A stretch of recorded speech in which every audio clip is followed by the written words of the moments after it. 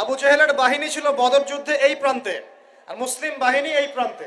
এই দুই প্রান্তের বাহিনীর মধ্যে কারা অন্যায় করেছিল? রমজান মাস কি চেতনা নিয়ে আসলো? বিরুদ্ধে দাঁড়িয়ে যাওয়ার চেতনা নিয়ে আসলো। কথা কি বুঝতে পারছেন?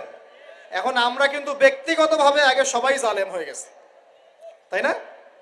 আমরা সবাই জালেম না?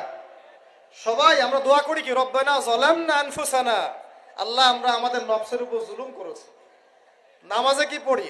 আল্লাহুম্মা ইন্নী যালামতু নাফসি, আল্লাহ আমি আমার নফসের উপর জুলুম করেছি।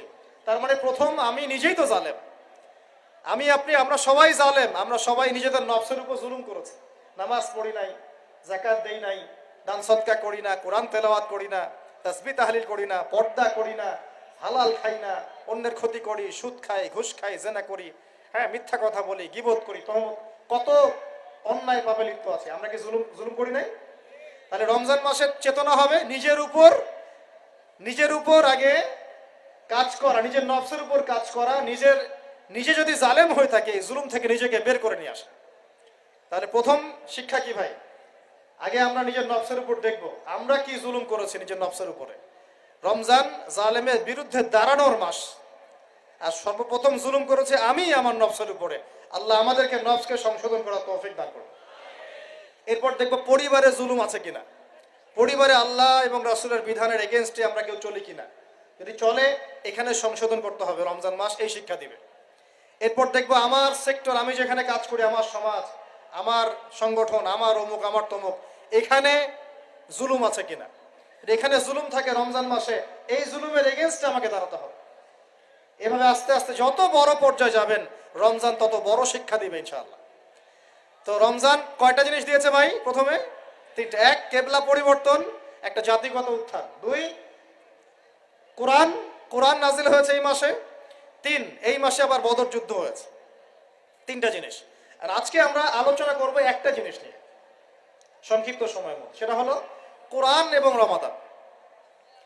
একটু মনোযোগ দেন, খুব লম্বা আলোচনা করে আপনাদেরকে বিরক্ত করব না।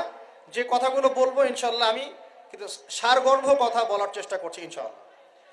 দেখুন, আমরা একটু এবার চলে যাবো সূরা কদরে। কোন সূরা ভাই? আল্লাহ পাক বলেন ইন্না আনজালনাহু ফি লাইলাতিল কদর, নিঃসন্দেহে আমি কোরআনকে নাজিল করেছি কদরের রাতে। কোন রাতে? ওয়া মা আদরাকা মা লাইলাতুল কদর, হে নবী মুহাম্মদ সাল্লাল্লাহু আলাইহি ওয়াসাল্লাম, আপনি কি জানেন কদরের রাত কি? লাইলাতুল কদরি খায়রুম মিন আলফি শাহর, আল্লাহ পাক বলেন কদরের রাত হচ্ছে হাজার মাসের চাইতে উত্তম। সুবহানাল্লাহ। তানাজ্জালুল মালাইকাতু ওয়ার রূহ, এই রাতে নাজিল হয়, অবতীর্ণ হন ফেরেশতা মণ্ডলী, আসমান থেকে সমস্ত ফেরেশতারা নেমে আসেন। ওয়ার রূহু, এবং জিবরাইল আলাইহিস সালামও নেমে আসেন। তানাজ্জালুল মালাইকাতু ওয়ার রূহু ফিহা বিইذনি রাব্বিহিম মিন কুল্লি আমর, এই রাতে আল্লাহ পাক তাকদীরের ফয়সালা করেন প্রত্যেকটা বিষয়ে। সালামুন হিয়া হাত্তা মাতলাইল ফজর, এবং ফজর পর্যন্ত এই রাতে শান্তি বিরাজ করে। শান্তি, শান্তি আর শান্তি। সুবহানাল্লাহ। এই রাতে যে ইবাদত করবে, হাজার মাস ইবাদত করার নেকি পাবে ইনশাআল্লাহ। কেন এই রাতটা কেন ইম্পর্টেন্ট? একটাই কারণ, এই রাতে আল্লাহ পাক কোরআন নাজিল করেছেন। কি নাজিল করেছেন? কোরআন। এখন আসেন, একটু মনোযোগ ধরে রাখেন। আল্লাহ পাক কোরআন নাজিল করেছেন লাইলাতুল কদরে। আর লাইলাতুল কদর কোন মাসে? শাবানে, রজবে না রমজানে? আবার বলছি, আল্লাহ বলছেন আমি কোরআন নাজিল করেছি লাইলাতুল কদরে। তো লাইলাতুল কদর কি শাবানে, রজবে না রমজানে? তার মানে লাইলাতুল কদর রমজানে। রমজানের কোথায়? রমজানের শেষ দশকে।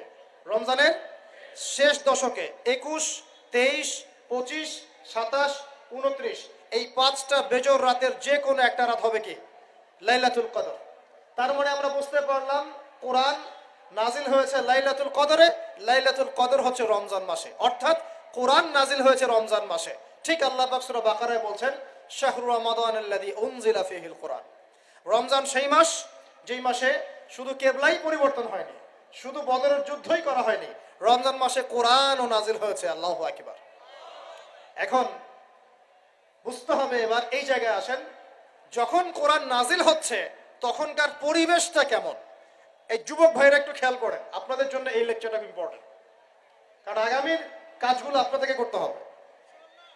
রমজান মাসে কোরআন নাজিল হয়েছে। এখন দেখবো আমরা কোরআন কোন প্রেক্ষাপটে নাজিল হয়েছে, কেন নাজিল হলো, কোরআন নাজিল হওয়ার কি প্রয়োজন ছিল বিশ্বে।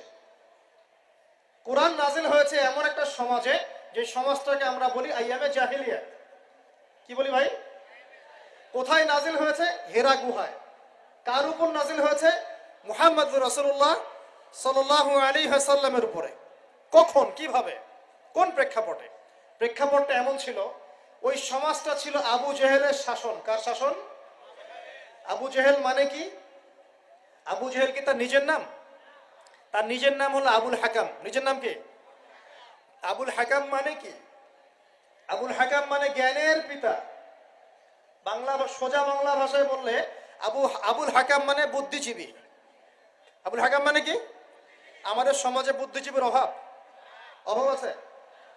টকশো মাথায় ফেলছে একদম, টকশোর পর টকশো, টকশোর পর টকশো, খালি বক বক বক বক বক বক, কাজের কাজ কিছুই নাই। কথা যতটুকু, কাজ তার চেয়ে অল্প। এত কথা, সুবহানাল্লাহ। মানে পৃথিবীর সব জ্ঞানী মানুষ এখানেই আছে। ভাবখানে এমন, পৃথিবীর যত জ্ঞানী মানুষ আল্লাহ পাক এখানেই নাজিল করছে। আবুল হাকাম, তার নাম আবুল হাকাম, জ্ঞানের পিতা। কার নাম? আবুল হাকাম। তাহলে এখন বলেন, আবু জেহেলের নাম আবুল হাকাম, তো এখন আমরা ওকে আবু জেহেল বলে ডাকি কেন? বলেন দেখি। ও কোন জ্ঞান অর্জন করে নাই, কোন জ্ঞান চেনে নাই? যখন কোরআন নাজিল হচ্ছে এবং রাসূল সুন্নাহ দিয়ে দাওয়াতি কাজ করছেন, ইসলামের প্রচার করছেন, ও ইসলামের এই আলো চিনতে পারে নাই বলেই তার নাম আবু জেহেল। সে অনেক বস্তুবাদী জ্ঞানে জ্ঞানী ছিল ঠিকই, সে সমরবিদ্যা জানতো, অর্থনীতি জানতো, সে কূটনীতি জানতো, সে রাষ্ট্র পরিচালনার জ্ঞান জানতো, সে দারুন নাদওয়া পরিচালনা করত, সে ব্যবসা করতে পারত, সে কি জানতো না। কেন তাকে আবু জাহেল বলছি? কারণ সে কোরআন সুন্নাহর জাজল্যমান সত্যটাকে ডিনাই করেছে, এই কারণে। এরকম লোক আমাদের সমাজে আছে কিনা? শুধু আমাদের সমাজে না, এরকম লোক দিয়ে এখনকার বিশ্বটাই ভর্তি। এখনকার বিশ্বে আবু জেহেল দিয়ে ভর্তি সব।